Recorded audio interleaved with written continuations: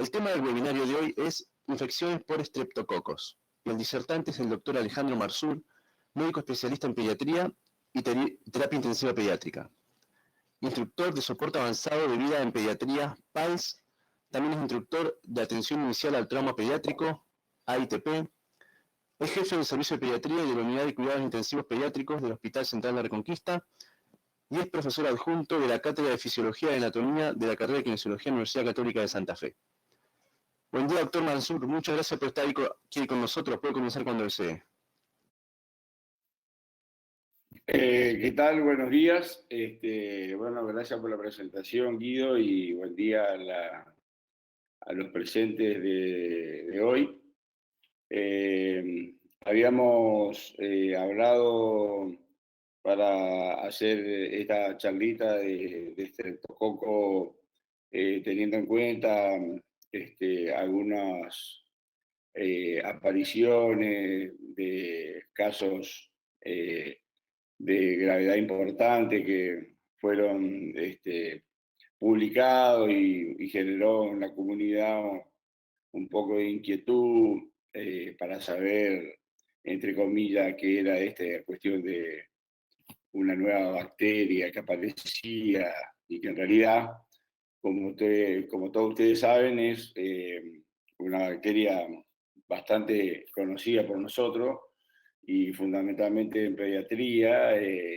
Las infecciones por este microorganismo es bastante frecuente y conocido por nosotros y bueno, la idea un poco es refrescar algunos conceptos que seguramente ustedes ya lo tienen, pero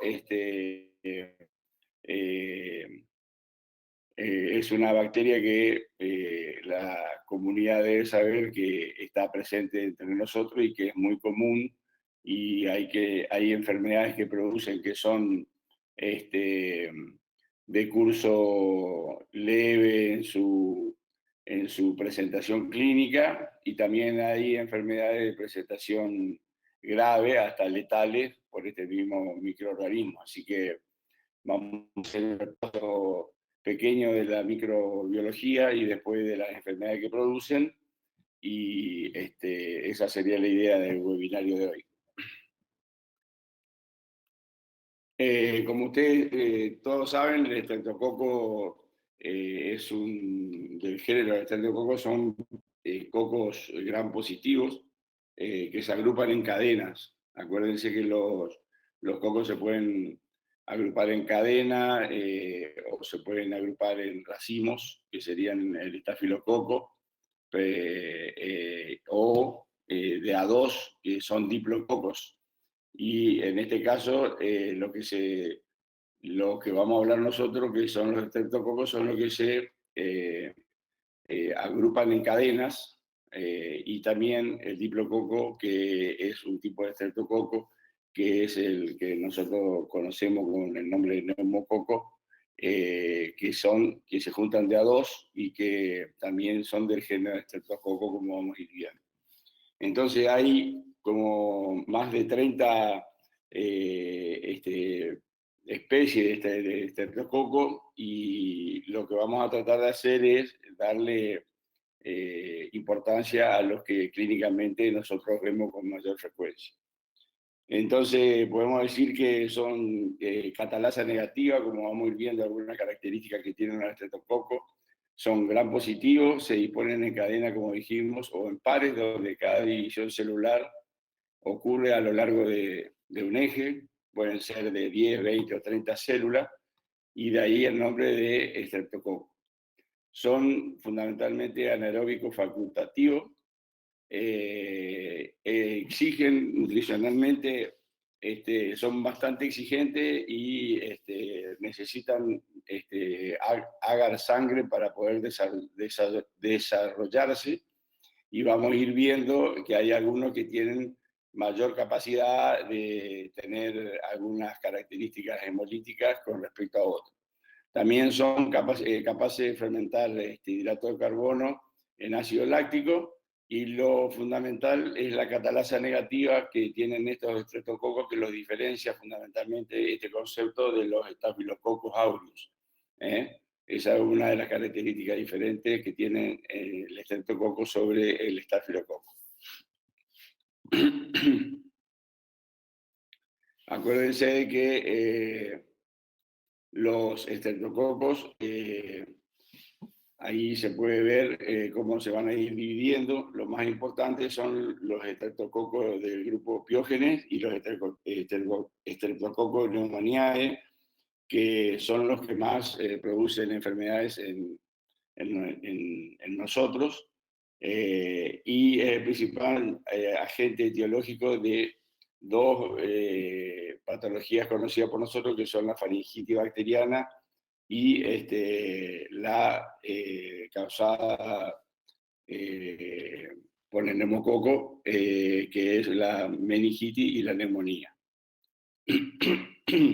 Y también produce como concepto no supurativo, que serían enfermedades producidas por anticuerpos, producidos por las enfermedades de tipo supurativa como previamente se presentan, en el caso de la faringitis o de los otros tipos de lesiones agudas que produce el estreptococo, que son la fiebre reumática y la nefritis, justamente post-estreptocócica, que son las que van a ser producidas por la formación de conceptos inmunológicos que van a producir daños en el riñón y en el corazón. Y fundamentalmente la fiebre reumática, que es una de las enfermedades más severas que podemos tener después de una infección estreptocócica. Si bien la glomerulonefritis es una de las presentaciones más frecuentes que tenemos en pediatría con respecto a la otra no supurativa, si bien es una enfermedad que tiene una evolución favorable, puede tener en algunos casos una evolución tórpida y puede producir una insuficiencia renal aguda o crónica después que se presenta esta enfermedad no supurativa. Pero para recordarle cómo se produce la clasificación de los estreptococos, podemos denominarlo de acuerdo al grupo de hemólisis, en grupos que se clasifican en grupos del grupo beta hemolítico, cuando las colonias están rodeadas por halo claro, es decir, que son los que son más hemolíticos,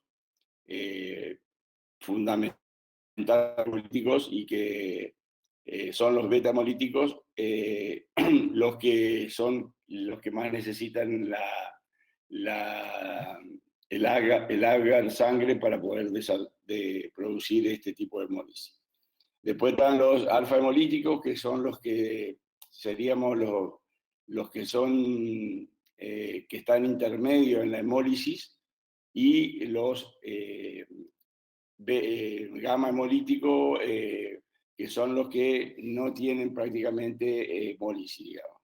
Así que en la clasificación de la hemólisis, los que más producen hemólisis son los beta, y que esos son los que hay que tener más en cuenta con respecto al resto de los estreptococos. También con respecto a otra clasificación que se ha hecho a través de las características de la cápsula del estreptococo, está la clasificación del Larsen-Field, que es la que se lo ve ahí en la diapositiva, que son del grupo A a la H y de la K a la D, que fundamentalmente se pueden, del grupo E es tan amplio, pero los más frecuentes que se pueden ver desde el punto de vista de la clasificación de esta categoría son los del grupo A, B, C, D y G, que son los que se aíslan con mayor frecuencia en el ser humano, digamos. El estreptococo del grupo D, que hay un grupo que está, no se lo nombra dentro de los estreptococos, pero son parte de los estreptococos que son los enterococos. Esos enterococos son los que pertenecen al grupo D, pero vamos a tratar nosotros de hablar de los que son más frecuentes en lo que nosotros que producen en enfermedad nosotros, y nos vamos a referir fundamentalmente al Streptococcus pyogenes. Si nosotros hacemos una comparación con respecto a esta diapositiva en lo que es el grupo en letra, que serían los de Langenfeld, y en la hemólisis, podemos decir que la especie de los estreptococos del grupo de A, que tienen mucha hemólisis, que serían los beta, son los Streptococcus pyogenes. Y lo que son del grupo B, que son los beta hemolíticos, que son también de gran hemólisis y ocasionalmente pueden tener intermedia o baja hemólisis, que son los Agalactiae, o los del grupo C y G, que son de hemólisis beta también, que pueden ser de otros grupos de especies de estreptococo, pero fundamentalmente y el B, que son los más hemolíticos, son el piógene y el Agalactiae. El Streptococcus pneumoniae, que sería el neumococo, y el Viridans son los que prácticamente no tienen hemolisis o tienen muy poca hemolisis. Eso es como para diferenciarlo con respecto a lo que nosotros habitualmente vemos. El Streptococcus piógene, que es del grupo A, que es el más hemolítico, que es el que nos interesa ver hoy, es uno de los más importantes del género y que es la causa bacteriana más frecuente en la edad pediátrica y en adultos también.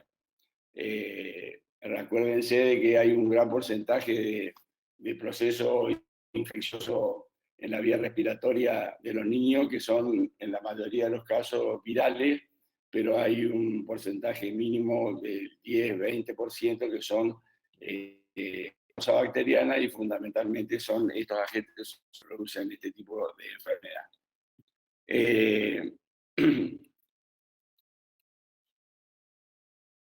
También, aparte de las enfermedades en la faringe que producen la faringitis de los estreptococos, producen enfermedades en la piel, fundamentalmente, que ahora la vamos a ir desarrollando, y enfermedades invasivas que también vamos a ir viendo a medida que vamos desarrollando el tema.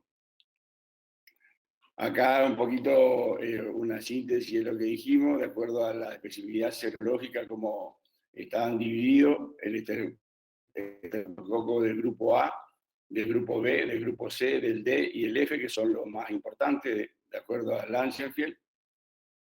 De acuerdo a la hemólisis, como habíamos visto, los beta hemolíticos, ahí ustedes pueden ver ahí debajo las plaquitas, donde se puede ver una gran hemólisis en el beta hemolítico, una hemólisis intermedia en el del medio, y en el gamma una hemólisis prácticamente que no hay hemólisis. Ahí se ve bien prácticamente el beta hemolítico, que es el de mayor hemólisis. Ahí hay una distribución donde el beta hemolítico produce alrededor de un halo muy importante, donde se manifiesta el patrón hemolítico con mayor claridad.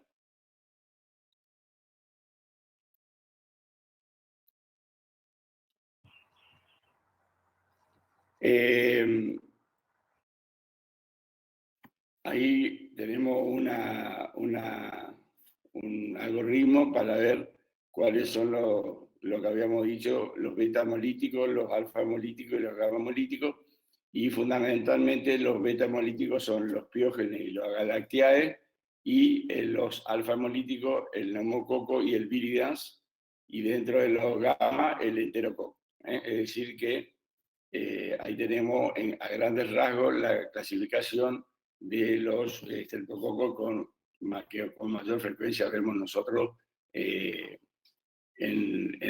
la en nuestra práctica diaria.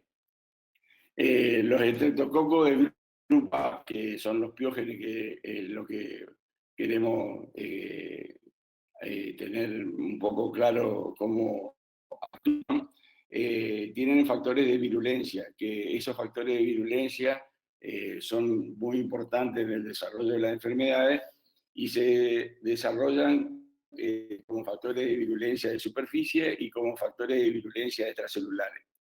Dentro de los factores de superficie como factores de virulencia, aparece la cápsula, que es el ácido hialurónico, y la pared celular, que tiene el ácido lipoteicoico, la proteína M, una proteína tipo M o símil M que le llaman, y la peptidasa C5A, que ahora la vamos a ir desarrollando para ir viendo de qué se trata. Y dentro de las extracelulares hay enzimas como la estreptoquinasa, la hialuronidasa y las toxinas, que son la estreptolicina O, la S, y la exotoxina pirógena o pirogénica, que ahora vamos a ver qué funciones tiene cada una de esas. Acá se puede ver la mayor cantidad de estreptococos que son los que producen enfermedad en nosotros, que es un poquito de repaso. Los más comunes, que es lo que estamos por ver ahora.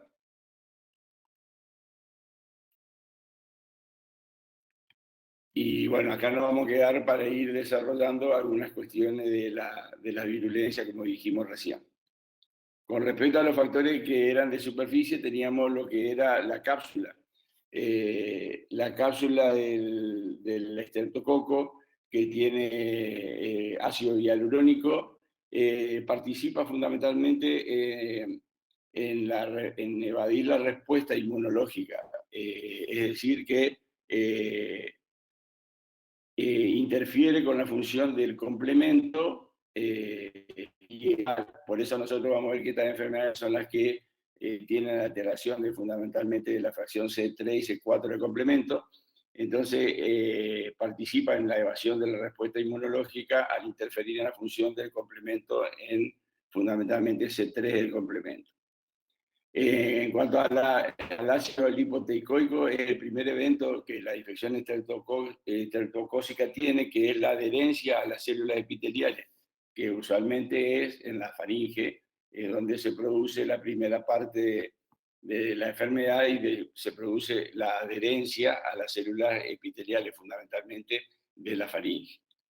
Y luego de la adherencia y multiplicación se produce el daño epitelial y la aparición de la ruptura de la pared superficial, y es donde aparece la lesión de la faringe, que pueden ser, ya sea ya vamos a ver con algunas imágenes, que pueden ser anginas con placas puntáceas o con puntillado hemolítico, digamos. Con respecto a los otros de superficie que teníamos, era la proteína M, que ese es el principal factor de virulencia que tienen los estreptococos del grupo A.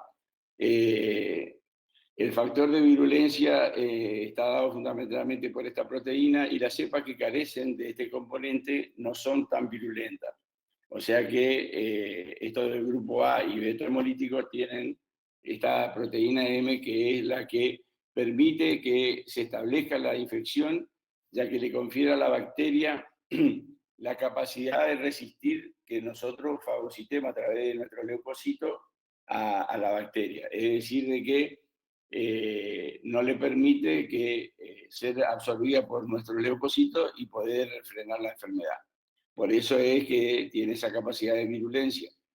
Esa capacidad de no permitirse fagocitar se debe a que se une a un factor H y a otro factor B, que son los que van a actuar sobre el sistema de complementos, fundamentalmente de la vía alternativa, que son los que inactivan a este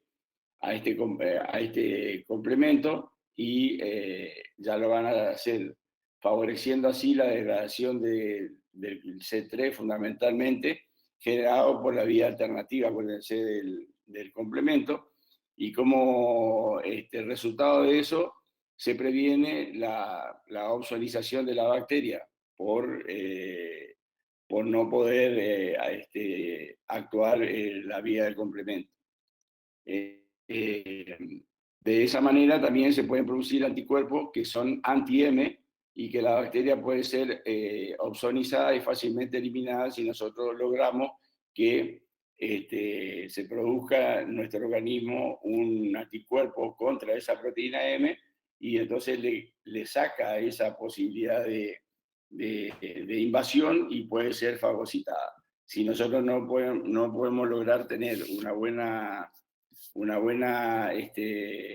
buenos anticuerpos, esa proteína M fundamentalmente le da a la bacteria la característica de virulencia de mayor importancia que tiene. Y después hay otra proteína que se llama también símil M, que también es otra proteína de superficie, que se diferencia porque en lugar de unirse al factor H como se hacía la proteína M, se une a la porción de o una porción de la inmunoglobulina G y a la inmunoglobulina A, de manera similar a lo que ocurre con una proteína parecida que tiene el estafilococo.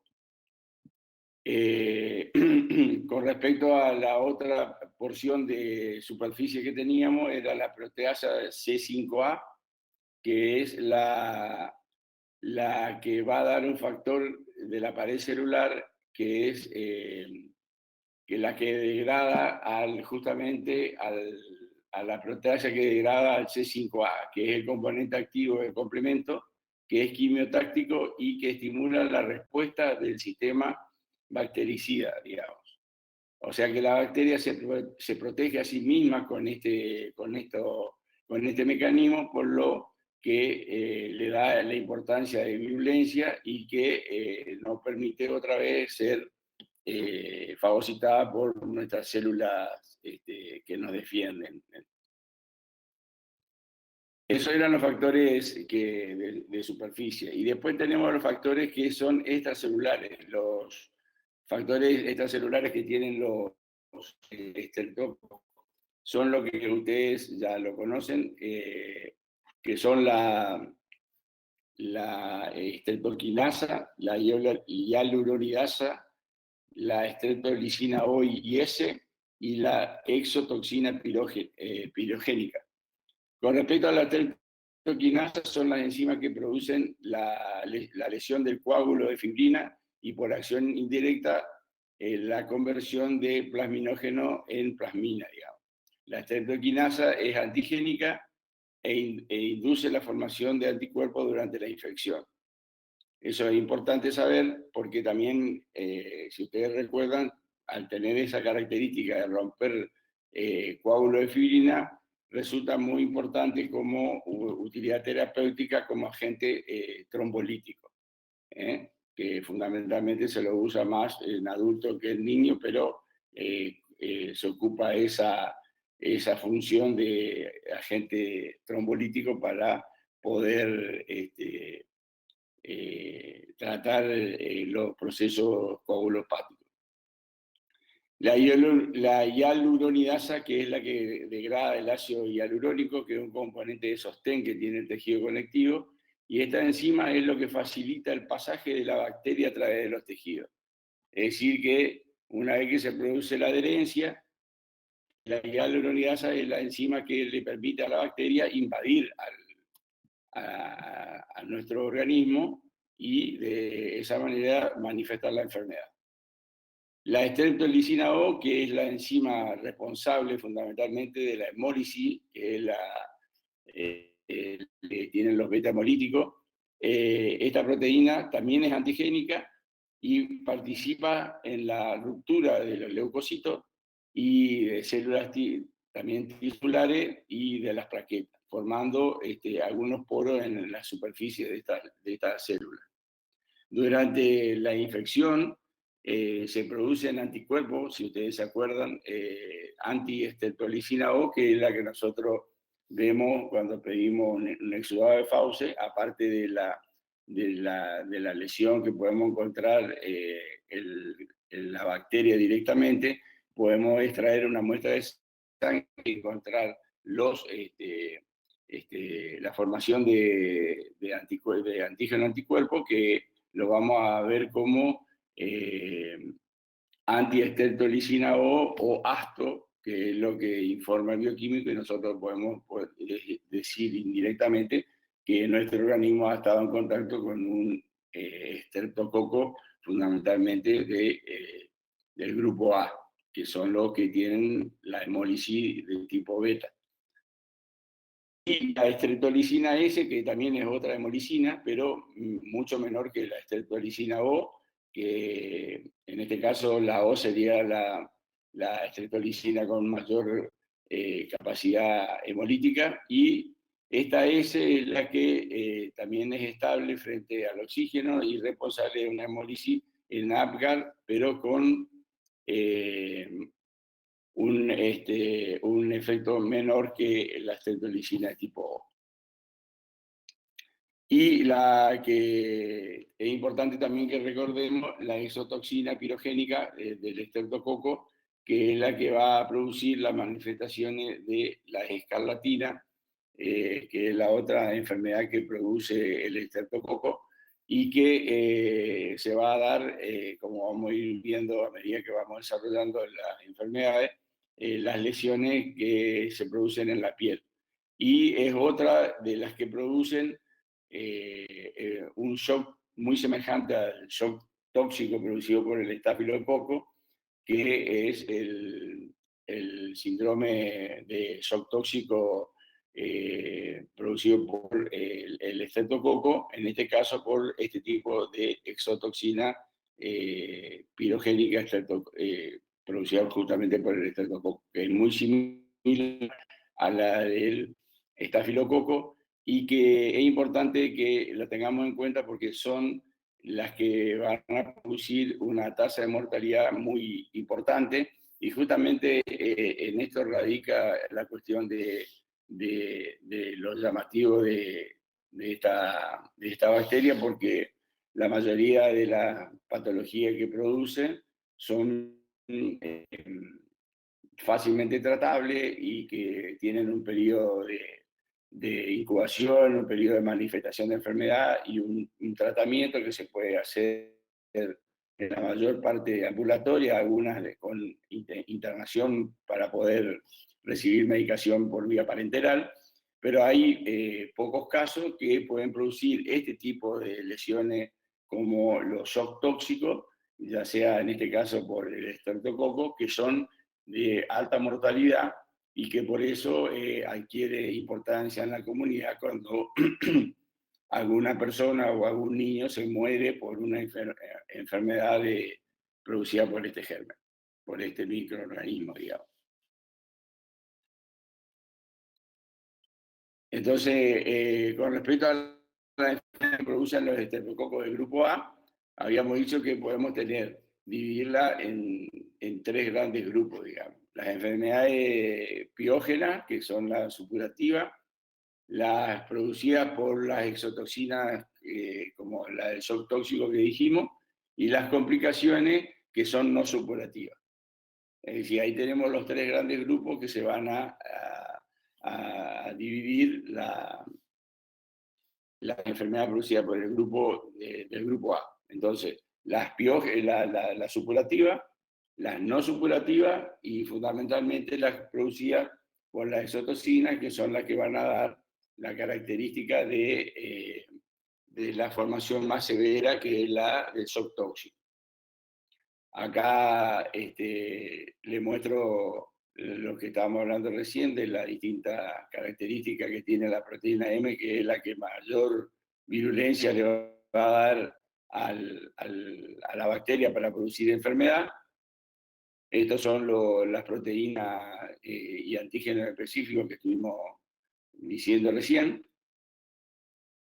Cómo se une a los antígenos y formando antígeno-anticuerpo.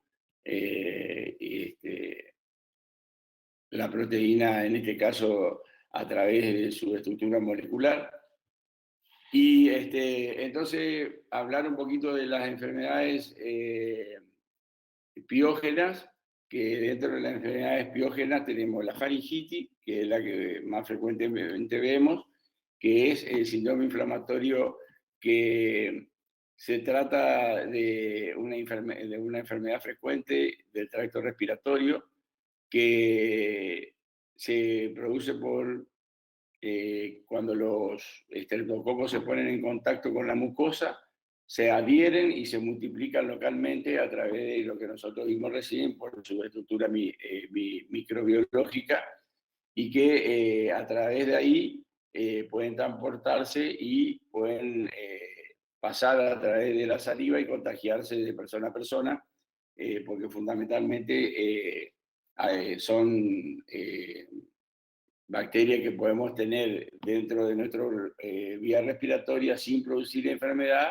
y ser portador sano y poder transmitir de persona a persona, o poder producir una faringitis, en el caso de producir la faringitis, como vamos viendo ahora, eh, la forma de presentación de la faringitis en cuanto a su enfermedad como enfermedad purulenta, digamos.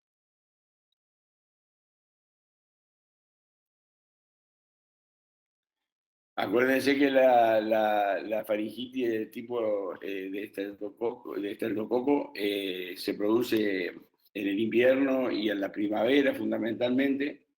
Eh, Hay un rango en pediatría más o menos entre 5 y 15 años de la forma de presentación y que la mayoría de los casos son virales, pero hay un porcentaje donde se produce la aparición de esta bacteria.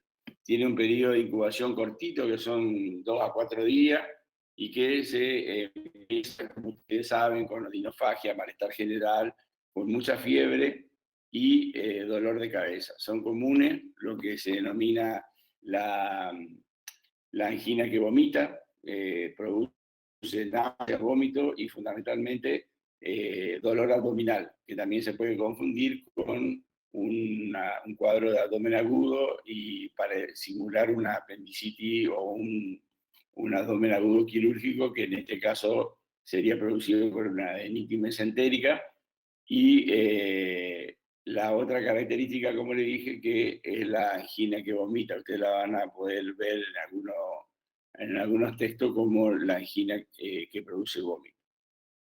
Y se puede presentar de distintas maneras, con las amígdalas sumamente rojas, con puntillado hiperémico, o con exudados blancos con placas sobre las amígdalas, que son las dos formas de presentación, acompañada de adenomegalías localizadas. Fundamentalmente hay que hacer diferencia con dos formas de presentación que son muy parecidas, que son la mononucleosis infecciosa, que pueden producir una faringitis puntácea muy parecida, pero tienen una característica diferente porque tienen adenomegalias no solamente regionales, sino en el caso de la mononucleosis más generalizadas, y tienen otro componente mucho más sistémico, que son hepatomegalia, esplenomegalia y otras características que la diferencian de este tipo de estreptococo. Y fundamentalmente las virales, que tienen la característica de ser también una faringitis de tipo inflamatoria, pero tienen la característica de inflamación sin la característica del puntillado hemolítico, que se va a ver en alguna de las imágenes que tenemos, que las diferencia bastante bien de lo que es una bacteriana de una faringitis de tipo viral. Bueno, esto es lo que produce el estreptococo cuando entra y produce la adherencia primero, la invasión a la célula, el mecanismo para evitar la ozonización y la producción de la toxina y las enzimas, que es lo que nosotros recién dijimos, y produce en este caso las enfermedades como la que estamos describiendo ahora, que es la faringitis en primer lugar, y la otra que produce fundamentalmente en la superficie, digamos, son enfermedades, digamos, no invasivas, que aparte de la faringitis, el impétigo, digamos. Y dentro de las invasivas, que vamos a ver dentro de las piógenes, que son las bacteriemias, y las supurativas, ya sea la erisipela, la celulitis, las infecciones, la sepsis, la fascitis necrotizante, los abscesos de retrofaringio fundamentalmente, y la de diseminación, las que se producen a través de la bacteriemia, la meningitis, la artritis séptica, y también podemos ver la infección urinaria, digamos, que se puede ver por estreptococo. También tenemos las enfermedades producidas por la toxina pirogénica, que es la escarlatina y el síndrome del shock tóxico, y las complicaciones de la no supurativa, que son la fiebre reumática y la glomerulonefritis. Entonces, volviendo a las de superficie, que ya vimos la faringitis, que tenemos el otro que es el impético, que dentro del impético, que son las enfermedades de compromiso epidérmico, que se producen, pueden ser ampollares o no ampollares. Las ampollares, en caso del estreptococo, son menos frecuentes que las ampollares. Las no ampollares son las que son usualmente son las que producen el estreptococo. Son las lesiones que nosotros vemos como característica en zonas del cuerpo, comúnmente en la cara, alrededor de la boca, alrededor de las fosas nasales, y se diseminan por el resto del cuerpo. Y se producen como pequeña pápula eritematosa. Se forman algunas vesiculitas y después se hacen costras, que son costras melicéricas que se rompen, y ahí es donde nosotros podemos encontrar el estreptococo y que es la que produce la lesión cutánea, digamos. A ver si tengo acá una imagen donde podemos ver. Estos son todos procesos inmunológicos, que es lo que estuvimos hablando, que no vamos a entrar en mayores detalles.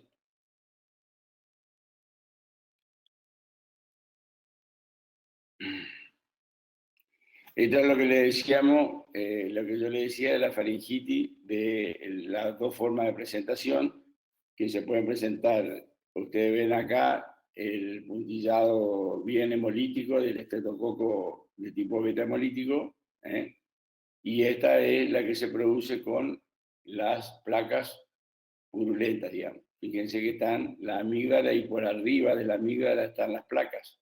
No están así como con sacabocado, que son las otras que son virales. En este caso están por arriba, formando como una adherencia arriba de las amígdalas. Esas son las dos formas de presentación de la faringo o faringoamigdalitis estreptocócica, ya sea la hemolítica con puntillado hemolítico, y las con placas de tipo purulento. Ahí ustedes van a poder diferenciar, en este caso de la viral, ahí podemos ver bien lo que es una viral de un resfriado común, que es todo rojo, suavecito, bien homogéneo, y acá donde nosotros vemos la formación de las distintas placas y la diferencia de lo que es una estreptococo de una faringitis común. Eso es para ilustrarlo mejor con esta fotografía, que son fácilmente visibles cuando nosotros vemos al paciente. Con respecto entonces a lo que estamos hablando del impético, que se van a ver las costras melicéricas y la característica que nosotros estábamos viendo, que ahora vamos a ver también ese tipo de lesión. La erisipela, que es una infección de la piel que usualmente es producida por este tipo de bacteria y que compromete a la dermis y a la parte superficial del tejido subcutáneo.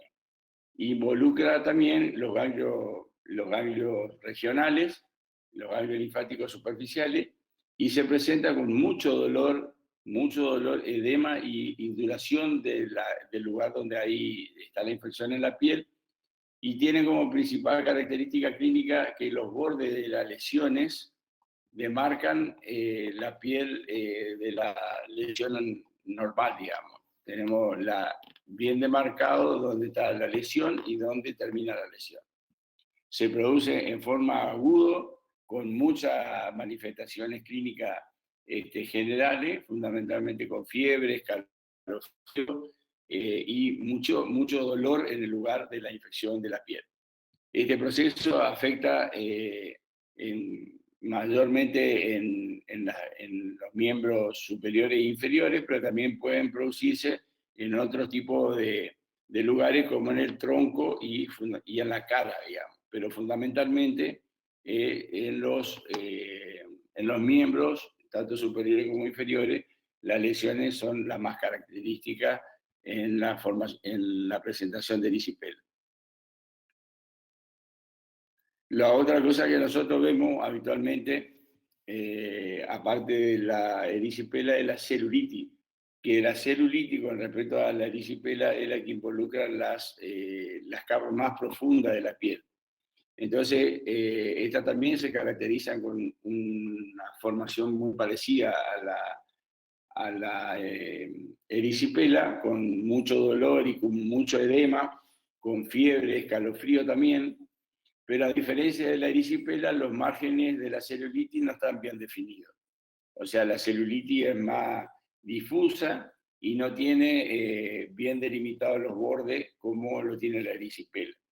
Eso es a los fines, desde el punto de vista para hacer diagnóstico diferencial. A los fines del tratamiento, el tratamiento no cambia en cuanto a la colocación de el antibiótico terapia, porque son producidos por la misma bacteria, pero para saber a simple vista si puede ser lítido o una erisipela, una de las características es que uno tiene bien demarcados los bordes cuando empieza y dónde termina la lesión, que en el caso de la erisipela, y en la celulitis es mucho más difusa que en la erisipela. La celulitis también puede ser producida por un hemófilo, por otra bacteria que se llama Haemophilus, pero como ustedes saben, con la aparición de vacuna para el hemófilo, este tipo de lesiones empezaron un poquito a desaparecer y quedan las que por ahora no hay vacuna para algunas bacterias. En este caso, este tipo de vacunas no tiene, para este tipo de estreptococos no hay vacuna, entonces son las que están apareciendo como enfermedades producidas por estas bacterias. Lo mismo ocurre con el neumococo, que es el productor de neumonía y meningitis, que por suerte se coloca en el esquema de vacuna, y entonces la tendencia de la aparición de neumonía y de meningitis fundamentalmente, y artritis séptica producida por neumococo, por hemófilo, están desapareciendo, pero aparecen estas mismas enfermedades producidas por otro tipo de bacterias. Entonces empiezan a aparecer estas bacterias como más relevantes porque no tienen la vacuna disponible para poder protegernos de estas enfermedades. Y una de las enfermedades de la piel que más severa produce el estreptococo, aparte de la erisipela, el impétigo, la celulitis, todo lo que estuvimos hablando, es la fascitis necrotizante, que es lo que es la gangrena estreptocócica, que es una enfermedad muy severa y que puede producir una diseminación importante de esta enfermedad, porque justamente se llama fascitis necrotizante y va produciendo como una disección de los distintos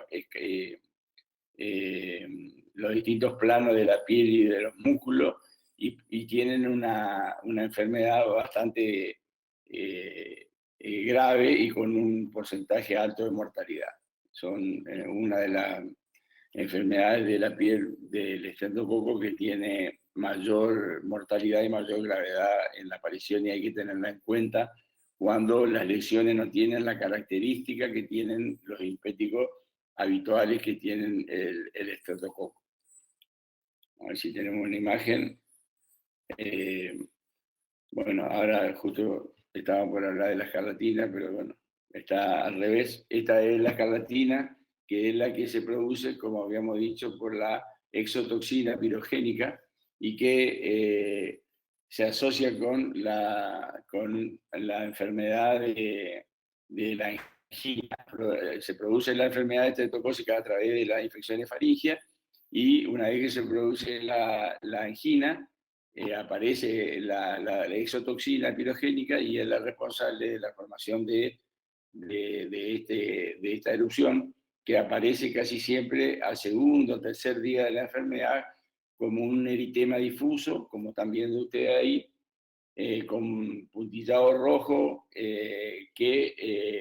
pueden aparecer lesiones en la boca, como están viendo ahí en la lengua, y también se va a distribuir desde la parte superior hacia abajo, en el cuello, en el tronco y en las extremidades. Le da la característica, cuando usted le pasan las manos al chico, tienen la piel áspera, así como una lija, digamos. Tienen el eritema y la piel seca y como acartonada. Y también la enfermedad con el antibiótico desaparece a la semana, y cuando va a terminar la enfermedad, que está tomando el antibiótico que tiene la angina, a la semana más o menos se descama, como ustedes están viendo en esta imagen acá, se descama de donde empezó hacia abajo y termina la enfermedad. O sea, aparece la angina, produce la exotoxina, produce la escarlatina, y después cuando termina la semana se empieza a descamar hasta que desaparece por completo. Esta sería la formación aguda de la escarlatina, y esto cuando ya se está curando, pues se está descamando.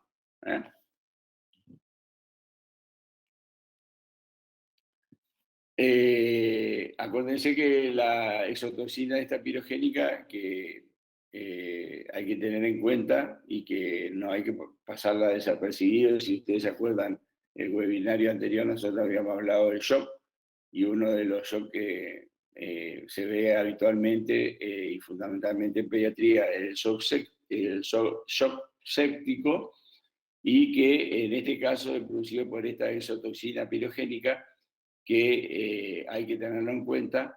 Produce una patología muy similar, como la habíamos dicho anteriormente, al estafilococo, y está demostrado que esta toxina posee mecanismos de acción. Hay un párrafo que dice que, a pesar de estar codificada por genes con insignificante homología con el estafilococo, producen una falla orgánica múltiple y shock. La diferencia entre estos dos síndromes, tanto del estafilopiógene como del estáfilo, se aísla solamente a través de la bacteria. O sea, solamente aislando la bacteria, porque son muy parecidos. Pero lo fundamentalmente que tiene una característica genética el organismo para poder producir este tipo de enfermedades, tanto en el estáfilo como en el estreptococo, para poder producir esta enfermedad severa, de llevarlo a la falla orgánica múltiple, al shock y a la muerte en algunos de los casos, porque no todos los pacientes que tienen angina o tienen una lesión producida por el estreptococo terminan en este síndrome de shock tóxico, ni tampoco van a tener glomerulonephritis ni la endocardititis, la fiebre reumática, que son las no superativas que más adelante la vamos a mencionar.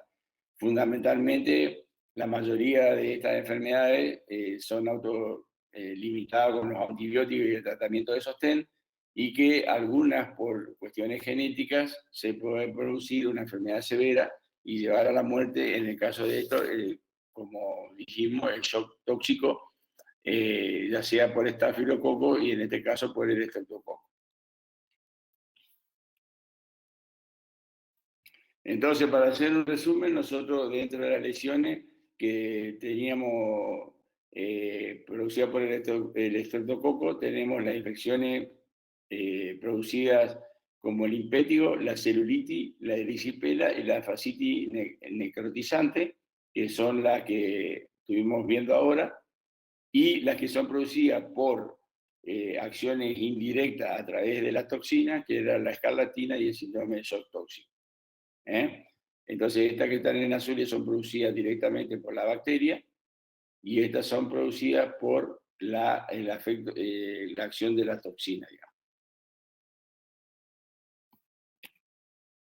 Acá tenemos una imagen de lo que era el impétigo, ahí en los distintos orificios, y son bien costrosas, y tienen la distribución como en los distintos lugares que habíamos visto, y las vesículas que se rompen y forman esa secreción melicérica acá, que son bien características del estreptococo.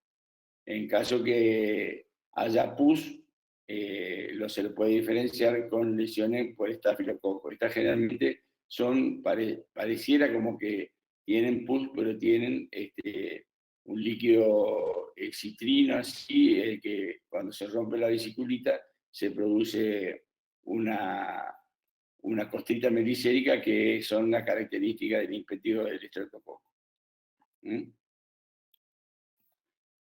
Esta es una lesión de la erisipela. Vieran cómo se bien demarca el borde sobre la lesión, la lesión de la parte sana de la lesión, bien característica en la erisipela. Se puede producir también en la cara, es menos frecuente, pero puede aparecer en la cara. Estas serían las características de la erisipela. El edema, la limitación, un dolor muy importante, y el tratamiento es exactamente igual que para el estreptococo. La celulitis, como ustedes ven ahí, no tiene bien delimitados los bordes. Tiene bordes difusos, y es una de las diferenciaciones. Una lesión que es ampollar, una que no es ampollar, pero fundamentalmente a cuestiones de conocimiento para ponerle el nombre y del lugar que está ubicada la lesión es importante, pero el tratamiento es exactamente el mismo en cuanto a los antibióticos que son conocidos por ustedes para el estreptococo. Ahí es la diferencia de la celulitis. Está la celulitis, que es donde está, como es la parte profunda, aparece con pus, y está la erisipela, cuando se está curando y que se va descamando a medida que va transcurriendo la evolución.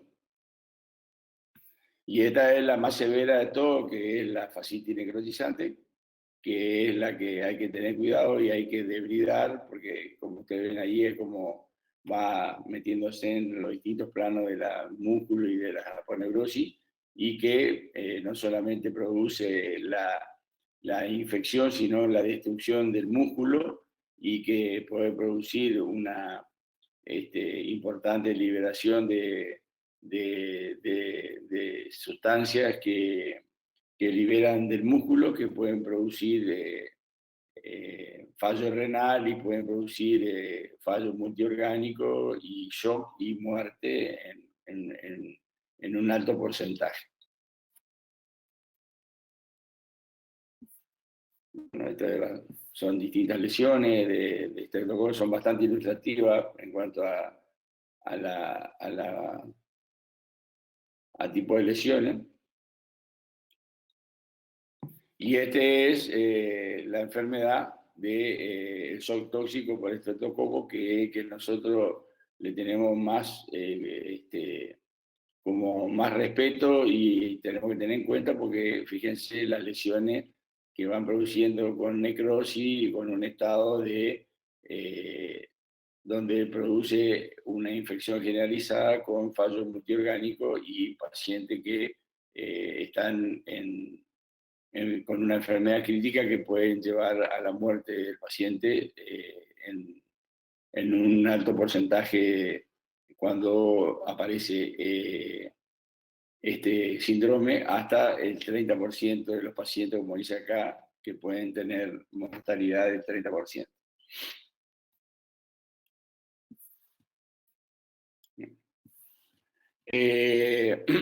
Con respecto a hasta ahí, tenemos las enfermedades tanto supurativas, tanto de la piel como las invasivas. Si las complicaciones no supurativas, que son la fiebre reumática y la glomerulonefritis post-estreptocócica, me parece que no son para hacer de tratamiento para hablarlo ahora, porque son dos enfermedades que son muy largas para desarrollar, pero hay que tener en cuenta que la formación de antígenos que produce el organismo junto con el estreptococo, pasado un determinado tiempo, fundamentalmente de la fase aguda de la enfermedad, después de los 15, 20, 30 días de contacto de la bacteria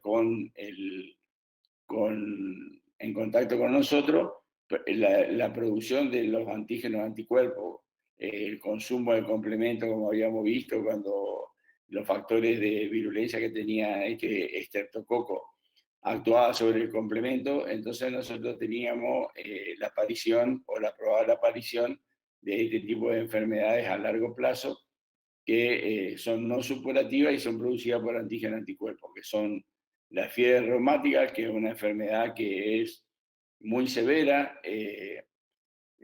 Hay que aclarar, a veces hubo una creencia durante mucho tiempo que todos los pacientes que tenían un asto positivo o un estreptococo en la fauce, pero fundamentalmente los que tenían asto positivo en una muestra de sangre, se los consideraban como que tenían fiebre reumática y se hacía tratamiento como fiebre reumática. Bueno, eso es mentira y la enfermedad,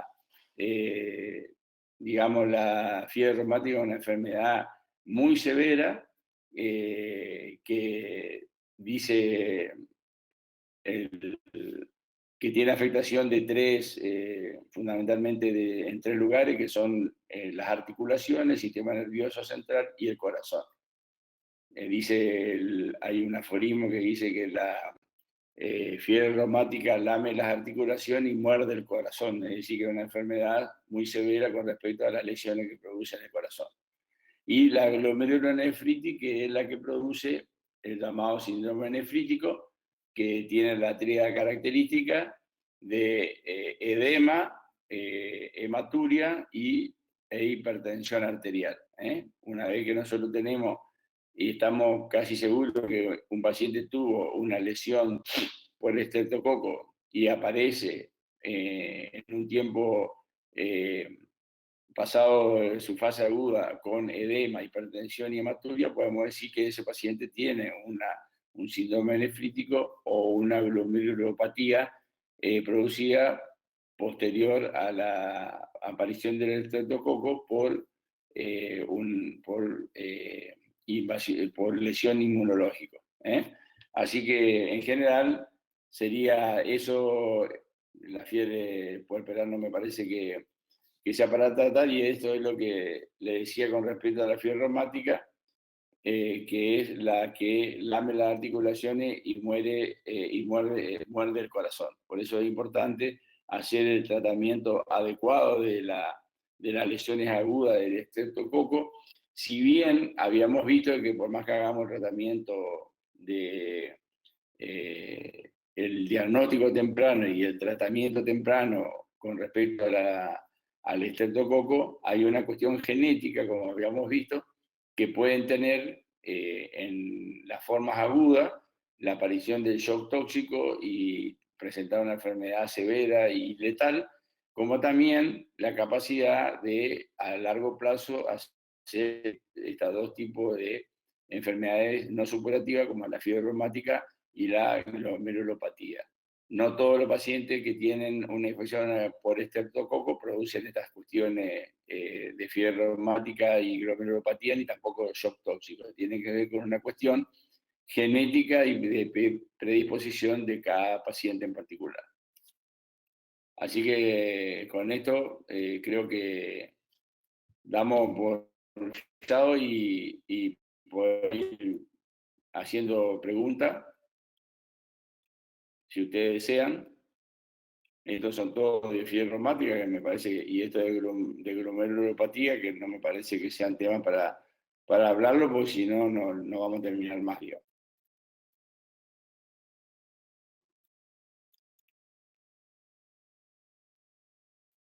Hola. Hola. Sí, hola, doctor. Hola. Sí. Sí, lo escucho. Sí, no, quería decirte que si estamos hasta ahí, porque no me parece que tengamos que seguir hablando de las no supurativas, pues se va a hacer muy largo, digamos, el tema. Bueno, dígame usted entonces, ¿sigue con otro tema o ya finaliza la exposición? No, por eso, finalizamos con este tema y después de última, si queremos hacer después un webinario de las no supurativas, como la glomerulopatía y la fiebre reumática, hacemos otro webinario de las no supurativas, porque si no se va a hacer demasiado largo el tema, digamos. Ah, bueno, perfecto, doctor. Bueno, si quiere yo ya le doy la primera pregunta que tengo agendada mientras entra más preguntas. No hay problema. Fabián Brumati, de consulta, le dice que en la diapositiva de escarlatina, la imagen del centro muestra un eritema morbiliforme. Y pregunta si puede presentarse así la enfermedad o es siempre escarlatiniforme. Repetime vuelta la pregunta, por favor. En la diapositiva de escarlatina, la imagen del centro muestra un eritema morbiliforme. Pregunta si puede presentarse así la enfermedad o es siempre escarlatiniforme. No. La mayor parte es escarlatigiliforme, pero puede presentarse, como dice el doctor, con manifestaciones de ese tipo que no son las habituales. Esta es la formación clásica, digamos, pero después hay otras manifestaciones que son menos frecuentes, pero pueden aparecer de esa manera. Si es lo que me está preguntando, digamos. Lucas Agustín Daldeo le pregunta si los casos fatales que hubo en los medios se debieron a enfermedades asociadas que tenían los pacientes. En realidad, más que asociadas son lo que habíamos dicho de las cuestiones genéticas. Cuando una persona, ya sea un niño o un adulto, es invadido por una bacteria o un virus o un hongo, pero en este caso por una bacteria, la mayor parte de las enfermedades son localizadas, se tratan con antibióticos, no tienen manifestaciones más que ya sea una angina, ya sea una neumonía, ya sea una escarlatina o una erisipela, y se hace el tratamiento con el antibiótico correspondiente, en este caso con el grupo de la penicilina, y el paciente anda bien. Cuando el paciente tiene características genética, que eso se está estudiando mucho en cuanto a la génesis del shock séptico, es cuando aparecen estas bacterias, producen dentro del organismo una cascada importante inflamatoria que producen y lesionan distintos órganos que no tienen nada que ver con la enfermedad y producen enfermedades sistémicas y pueden llevar a la muerte del paciente, siendo inmunológicamente competente. Obviamente que si hay un paciente que tiene un déficit previo inmunológico y cualquier bacteria, no solamente el estreptococo, pero lo invade, va a producir una enfermedad severa con respecto al paciente que es inmunológicamente competente. Ahora, le vuelvo a repetir, es una cuestión genética que probablemente haya pasado con estos pacientes, de que hayan tenido una enfermedad inicialmente por un estreptococo en un determinado lugar, ya sea una faringitis o un impetio, o, ya sea una erisipela o una celulitis, y a partir de ahí hacen una bacteriemia y a partir de ahí hacen un shock séptico, una falla multiorgánica, y eso tiene una mortalidad de 30-40% con respecto a los pacientes que no hacen eso. No sé si le contesté la pregunta.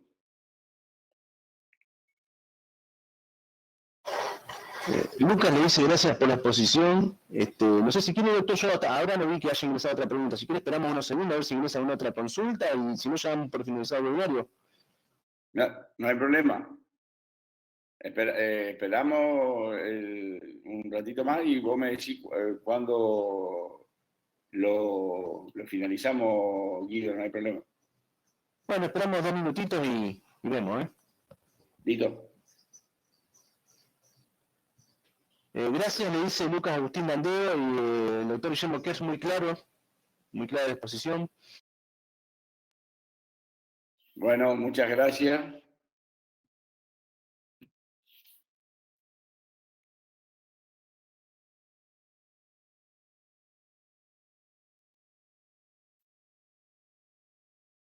Ahí es una pregunta. Jaime le consulta.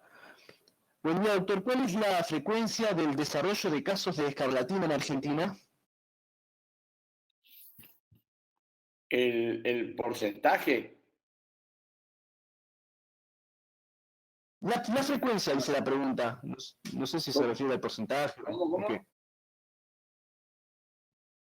La frecuencia del desarrollo. Ajá. Sí, debe ser con qué frecuencia. La verdad que no, la escarlatina con respecto a... te voy a contestar, digamos, inadecuadamente. Es frecuente ver escarlatinas en pacientes que han tenido una lesión estreptocócica, fundamentalmente en las que tienen como comienzo la faringoamigdalitis, y que después producen la toxina y aparece la escarlatina. Aparece con frecuencia, por eso te digo, te lo voy a contestar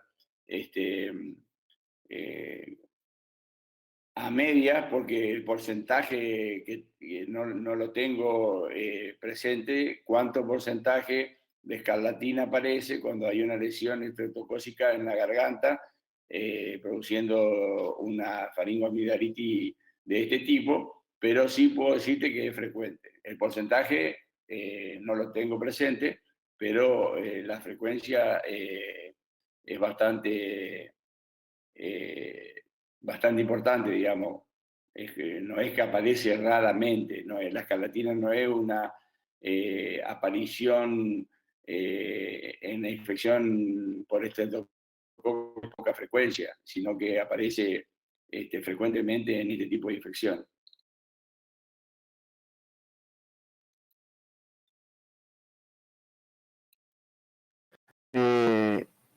Bueno, Gisela le dice gracias. Daniel Maluje, gracias Nito. Jaime le agradece. Lucas le hace una consulta. Buen día, Doc. Quería consultar si la escarlatina puede progresar a un shock y si se sabe en qué porcentaje. Sí, es lo que dijimos hoy.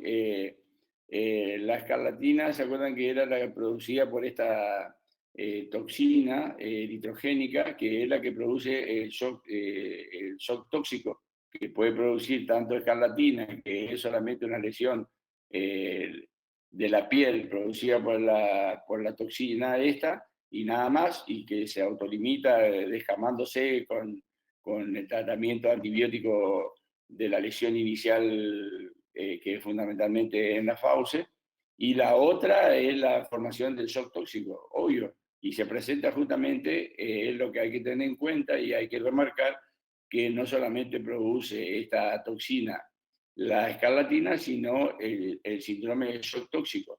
Y el porcentaje es eh, un 20-30% de mortalidad tienen cuando aparecen esto, y la forma de presentación en el shock tóxico es severo y tiene que ver con una cuestión genética, y por suerte, si bien tienen una alta mortalidad, la aparición de este tipo de shock tóxico no son tan frecuentes como la escarlatina.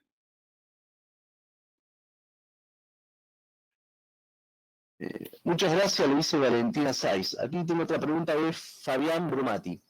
Él dice que en la epidermitis de manejo ambulatorio, celulitis, impetigo, etc., actualmente siempre se pretende cubrir el Staphylococcus aureus con cotrimoxazol, pero este antibiótico no cubre el Streptococcus pyogenes. ¿Qué le parece a usted?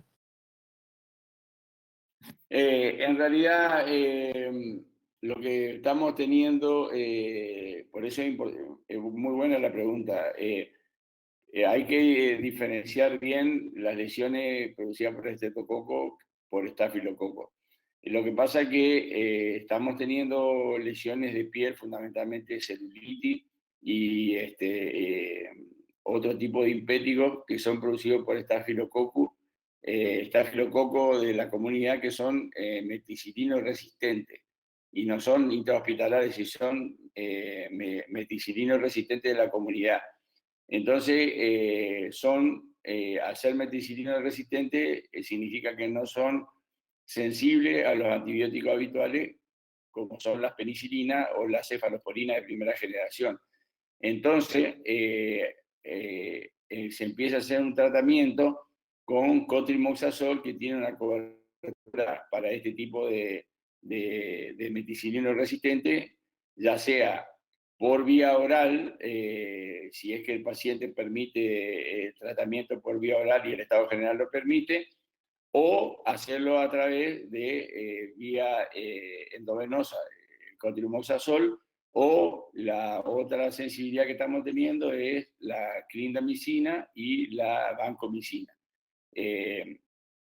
Muchas veces nosotros estamos teniendo mucho cuidado en este tipo de lesiones que antes le dábamos una importancia intermedia, tratándolo como una infección localizada, pero nosotros estábamos viendo, sobre todo en nuestro servicio, la mayoría de las lesiones que aparecen en la piel son producidas por estafilococo meticilino resistente y no son producidas por el estreptococo, y que le tenemos mucho respeto porque no sabemos cuáles de esos pacientes, por cuestiones genéticas que habíamos hablado recién, van a terminar siendo un shock séptico severo por una lesión que aparentemente era en la piel, y que el chico estaba solamente con una lesión localizada y termina con un fallo multiorgánico y termina con a veces una enfermedad severa que lo puede llevar hasta la muerte, digamos. Entonces,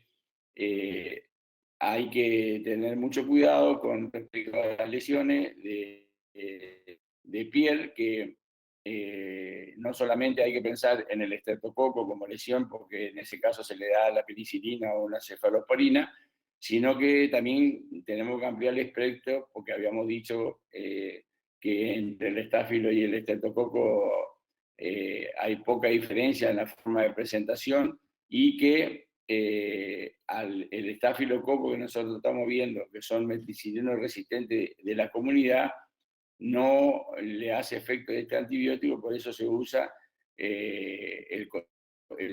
la trimetoprim sulfa-metoxazol, que es el cotrimoxazol que dice el doctor, o en caso de que sea por otro tipo de antibiótico, la clindamicina, que también se puede dar por vía oral, y la vancomicina en caso más severo, si es que el paciente requiere internación.